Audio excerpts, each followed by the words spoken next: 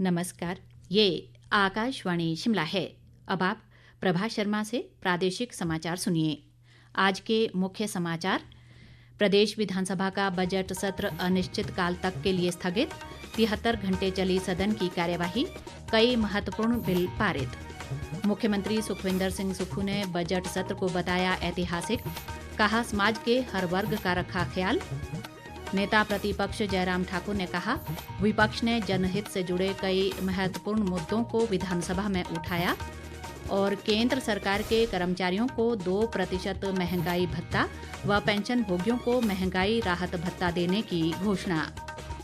अब समाचार विस्तार से। प्रदेश विधानसभा का बजट सत्र आज अनिश्चित काल तक के लिए स्थगित हो गया।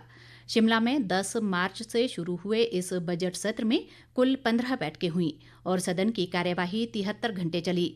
सत्र के दौरान 8 बिल भी पास किए गए। विस्तृत ब्यौरे के साथ हमारे विशेष संवाददाता। शिमला में आयोजित विधानसभा के बजट सत्र के दौरान सदन की कार्यवाही 73 घंटे चली और इसकी उत्पादकता 110% रही। सत्र समाप्ति के बाद पत्रकारों से बातचीत में विधानसभा अध्यक्ष कुलदीप सिंह पठानिया ने बताया कि सत्र में 572 तारांकित और 196 अतारांकित सवालों के जवाब दिए गए। इस सत्र में 15 बैठकें हुई। इन 15 बैठकों में लगभग 73 घंटे सदन की कार्रवाई हुई। उत्पादकता जो है हिमाचल विधानसभा की 110% बजट सत्र की रही है, जो देश भर में रिकॉर्ड है। स्टार्ट क्वेश्चन के माध्यम से अनस्टार्ट क्वेश्चन के माध्यम से लगभग 1134 सूचनाएं प्राप्त हुई थी और अंदर जो डिस्कशन में लगभग 950 के करीब वो डिस्कस भी हुई और जितने भी प्रश्न थे उन सब की सूचनाएं प्राप्त करवाई। मुख्यमंत्री सुखविंदर सिंह सुक्खू ने कहा कि इस सत्र में कई महत्वपूर्ण बिल पारित हुए जिनका लोगों को लाभ होगा। बजट सेशन में हमारी सरकार ने समाज के सभी वर्गों का कुछ न कुछ ध्यान रखा, उत्तर दिया। 2-3 बिल बड़े महत्वपूर्ण, उसमें हिमाचल प्रदेश की संपदा से कैसे आर्थिक समृद्धि की ओर बढ़ा जाए, उस दृष्टि से जो हमारा आज लैंड का बिल था वो बड़ा महत्वपूर्ण था। और मैंने सदन के अंदर भी जब माननीय मंत्री जी उत्तर दे रहे थे तो उनसे पहले मैंने कहा कि तकरीबन 500 से 1000 करोड़ रुपया इस वित्तीय वर्ष में हम उससे इकट्ठा करने की कोशिश करेंगे। दूसरा बिल, जो युवा पीढ़ी हमारी नशे में चली गई, उसमें जिस प्रकार कई बेल्स हो जाती है और दोबारा से वो लोग उसी कार्य में लग जाते हैं, उनके खिलाफ हमने एक बिल लाया है। ऑर्गेनाइज क्राइम का बिल हमने इस विधानसभा में लाया है, जिसमें मृत्यु दंड का प्रावधान किया है, 10 साल की सजा का प्रावधान किया है। इसलिए ये बड़ा ऐतिहासिक सत्र था। नेता प्रतिपक्ष जयराम ठाकुर ने कहा कि बजट सत्र के दौरान विपक्ष की ओर से कई महत्वपूर्ण मुद्दों को सदन में उठाया गया। विपक्ष की ओर से सभी विधायकों ने बहुत प्रभावी ढंग से अपने क्षेत्र के मुद्दे और प्रदेश से जुड़े हुए जनहित के मुद्दे, चाहे वो कानून व्यवस्था है, चाहे वो प्रदेश की आर्थिक स्थिति है, चाहे प्रदेश में नौजवानों को रोजगार देने की बात है और चाहे प्रदेश में बढ़ते हुए नशे का प्रचलन, ऐसे महत्वपूर्ण विषयों पर बहुत विस्तार से अपनी बात रखी है चर्चा के माध्यम से। सत्र अब की बार छोटा हुआ, जिसमें मात्र 15 सीटिंग्स हुई। हम एक्सपेक्ट कर रहे थे 20 से 22 सीटिंग्स की एक्सपेक्टेशन थी विपक्ष की, ताकि हम और भी मुद्दों को उठा सकते थे। बजट सत्र के अंतिम दिन विधानसभा सदस्यों के भत्ते और पेंशन संशोधन विधेयक 2025 भी पारित किया गया। सरकार ने विधायकों के टेलीफोन भत्ते के 15,000 रुपए के अलावा बिजली व पानी बिल भत्ता भी खत्म कर दिया है। रितेश कपूर, आकाशवाणी समाचार, शिमला।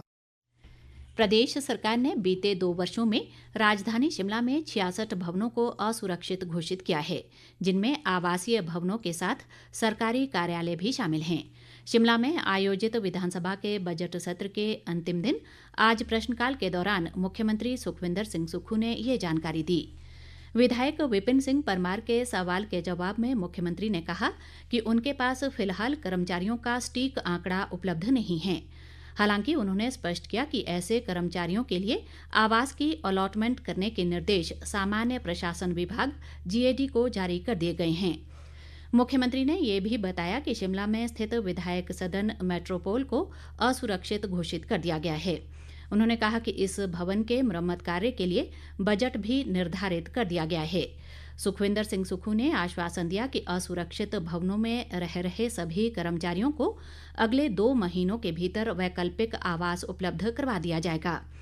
मुख्यमंत्री ने विधायक केवल सिंह पठानिया के सवाल के लिखित जवाब में कहा कि सरकार का धर्मशाला में प्रदेश हाईकोर्ट की बेंच स्थापित करने का फिलहाल कोई विचार नहीं है। विधायक सुधीर शर्मा के सवाल के जवाब में स्वास्थ्य मंत्री कर्नल धनीराम शांडिल ने बताया कि मुख्यमंत्री सुखाश्रय योजना के तहत पिछले 2 वर्षों में कुल 8,155 लाभार्थियों को सहायता प्रदान की गई। विधायक डॉक्टर जनकराज के सवाल के जवाब में लोक निर्माण मंत्री विक्रमादित्य सिंह ने कहा कि मटौर शिमला राष्ट्रीय उच्च मार्ग 4 लेन बनेगा और 8 पैकेज में इसका निर्माण किया जाएगा। उन्होंने कहा कि इस राष्ट्रीय उच्च मार्ग को 4 लेन बनाने संबंधी DPR तैयार की जा रही है। लोक निर्माण मंत्री ने बताया कि नेशनल हाईवे अथॉरिटी को राज्य सरकार के साथ मिलकर काम करना चाहिए, लेकिन NHAI ऐसा बिल्कुल नहीं कर रही है और इस बारे में वे केंद्रीय मंत्री नितिन गडकरी से बात करेंगे। ताज़ा समाचारों के लिए आप हमारे Facebook page all India radio news Shimla, x handle @AIR News_शिमला और YouTube channel AIR Shimla news पर लॉगिन कर सकते हैं। प्रादेशिक समाचार आकाशवाणी शिमला से प्रसारित किए जा रहे हैं। केंद्र सरकार ने केंद्रीय कर्मियों के लिए 2% महंगाई भत्ता और पेंशन भोगियों को महंगाई राहत को मंजूरी दी है। आज नई दिल्ली में प्रधानमंत्री नरेंद्र मोदी की अध्यक्षता में हुई केंद्रीय मंत्रिमंडल की बैठक के बाद मीडिया से बातचीत में सूचना व प्रसारण मंत्री अश्विनी वैष्णव ने ये जानकारी दी। उन्होंने कहा कि ये वृद्धि इस साल की 1 जनवरी से लागू होगी और इससे केंद्र सरकार के 48,66,000 कर्मचारियों व 66,55,000 पेंशन भोगियों को लाभ होगा। लास्ट आज का है।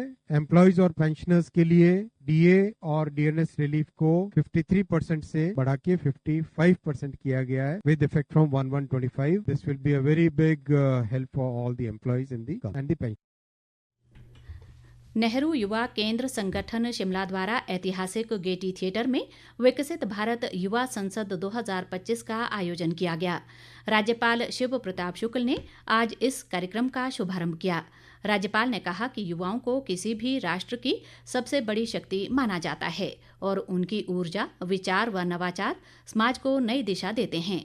उन्होंने कहा कि प्रधानमंत्री नरेंद्र मोदी के नेतृत्व में देश विकसित भारत के लक्ष्य की ओर तेजी से बढ़ रहा है और इस यात्रा में युवाओं की भूमिका अत्यंत महत्वपूर्ण है।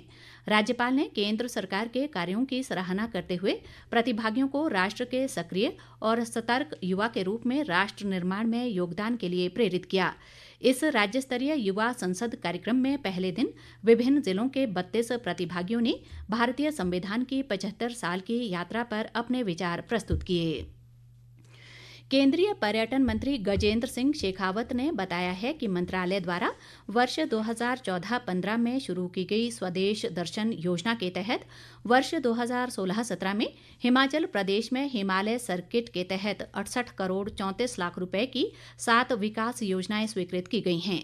सांसद इंदु गोस्वामी के सवाल के जवाब में संसद में उन्होंने ये जानकारी दी। केंद्रीय मंत्री ने कहा कि हिमालय सर्किट योजना के तहत इनमें क्यारीघाट, शिमला, हाटकोटी, मनाली, कांगड़ा, धर्मशाला, बीड़, पालमपुर और चंबा शामिल है।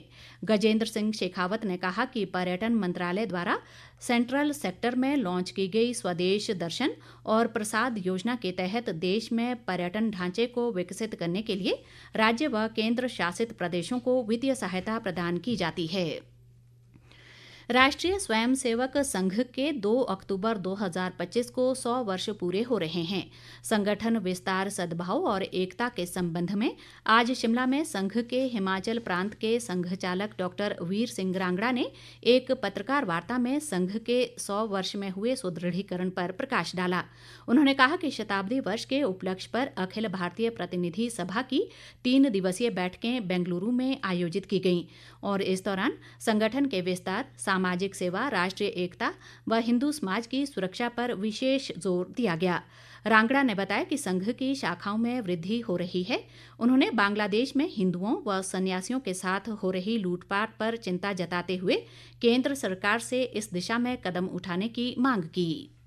हिमाचल में 1004 दैनिक शाखाएं चलती हैं और कुल स्थानों पर 737 बनते हैं। सामाजिक गतिविधियां वो सारे संघ में बताई जाती हैं। भारत से, समाज से संबंधित, संस्कृति से संबंधित जितनी भी बातें होती हैं, संघ उसमें बढ़ चढ़कर भाग लेता है। संघ की शताब्दी वर्ष में संघ ने एक संकल्प लिया है, विश्व शांति और समृद्धि के लिए समरस और संगठित हिंदू समाज का निर्माण करने का संकल्प किया है हमने।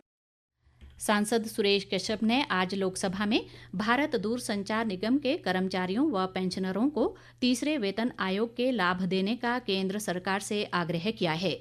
उन्होंने कहा कि इस उपक्रम में 30,000 ग्रुप सी व डी के कर्मचारी हैं और 5,000 पेंशनर हैं, जिन्हें अभी तक तीसरे वेतन संशोधन का लाभ प्राप्त नहीं हुआ है।